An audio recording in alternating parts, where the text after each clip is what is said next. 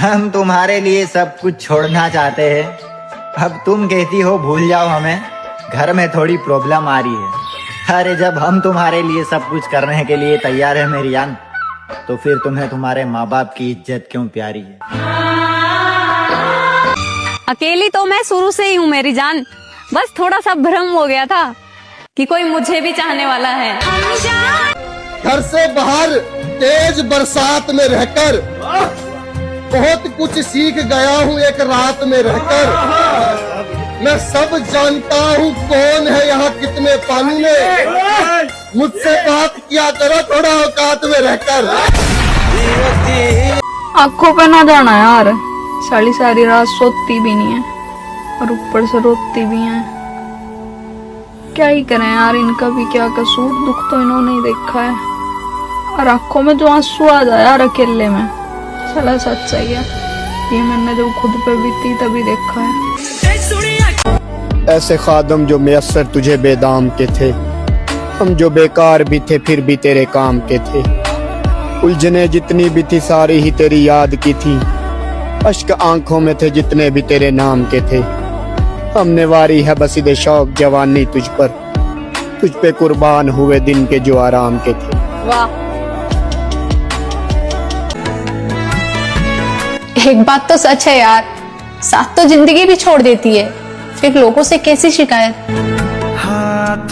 एक राजा के राज दरबार में एक आदमी आया और बोला मैं पारखी हूँ, मुझे आप नौकरी पर रख लीजिए। राजा बोला नौकरी पे तो रख लूंगा, पर तनख्वाह 1 रुपए नहीं दूंगा, सिर्फ 1 पाव गुड़ और घुंघरे मिलेंगे। पारखी बोला ठीक है हुजूर। कुछ ही दिन बाद राजा एक घोड़ा खरीद कर लाए।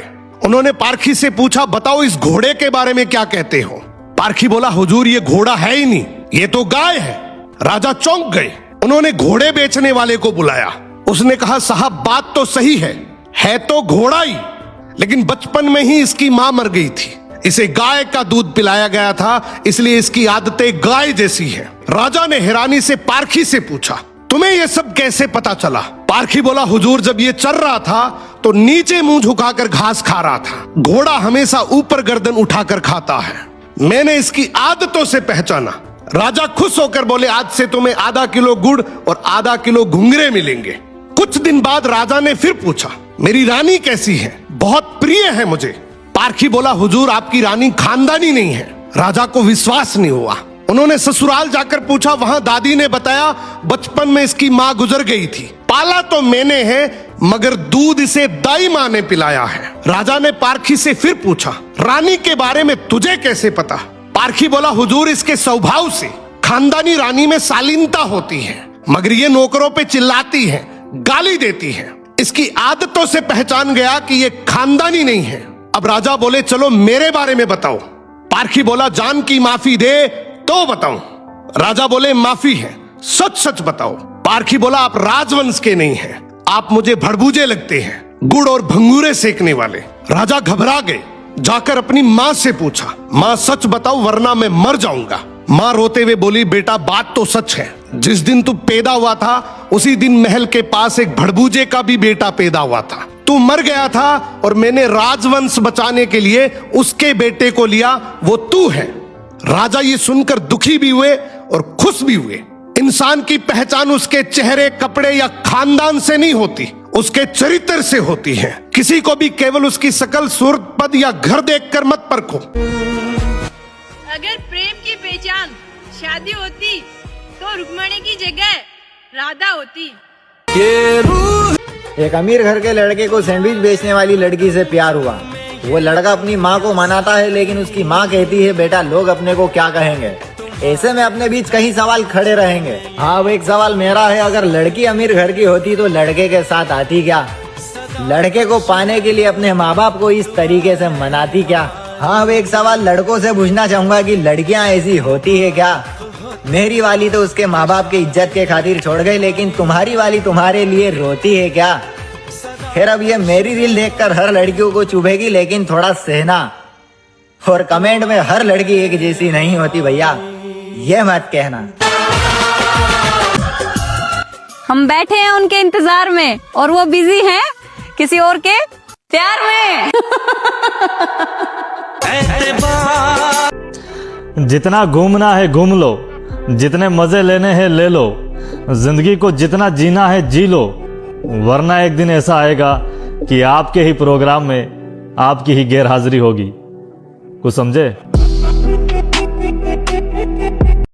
तुम इश्क करके तो देखो, मैं निभा ना पाऊँ तो कहना, मंजिल तक साथ चलो तो सही, मैं साथ छोड़ जाऊँ तो कहना, खुद से भी ज्यादा भरोसा करूंगा तुम पर, धोखा दे जाऊँ तो कहना, बदले में मुझे बस इतना चाहिए, मैं तुम्हारे लिए वफादार हूँ तो तुम भी मेरे लिए वफादार ही रहना।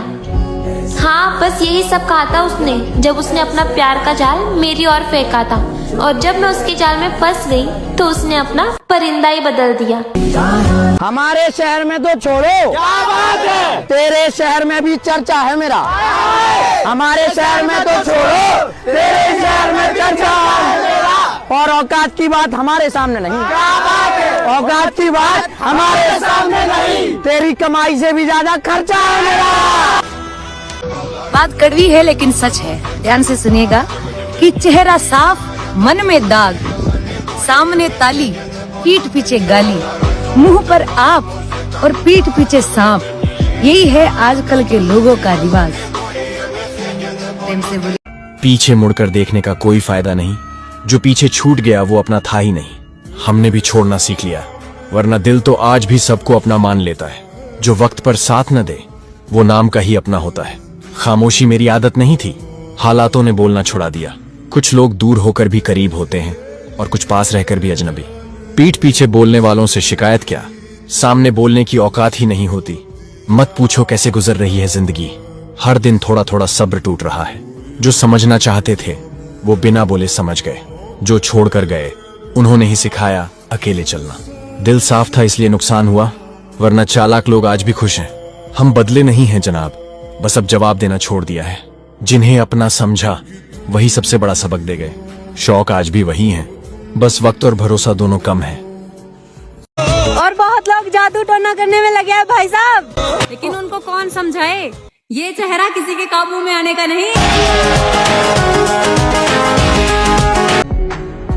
ये महलों, ये तख्तों, ये ताजों की दुनिया, ये इंसान के दुश्मन समाजों की दुनिया, ये दौलत के भूखे रिवाजों की दुनिया, ये दुनिया अगर मिल भी जाए तो क्या है।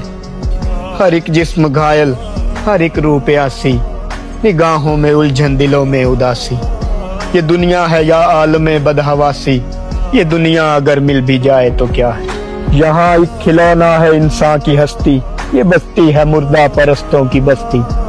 यहाँ पर तो जीवन से है मौत सस्ती, ये दुनिया अगर मिल भी जाए तो क्या है। जवानी भटकती है बदकार बनकर, जवां जिस्म सजते हैं बाजार बनकर। यहाँ प्यार होता है व्यापार बनकर, ये दुनिया अगर मिल भी जाए तो क्या है। जला दो इसे, फूंक डालो ये दुनिया, मेरे सामने से हटा लो ये दुनिया।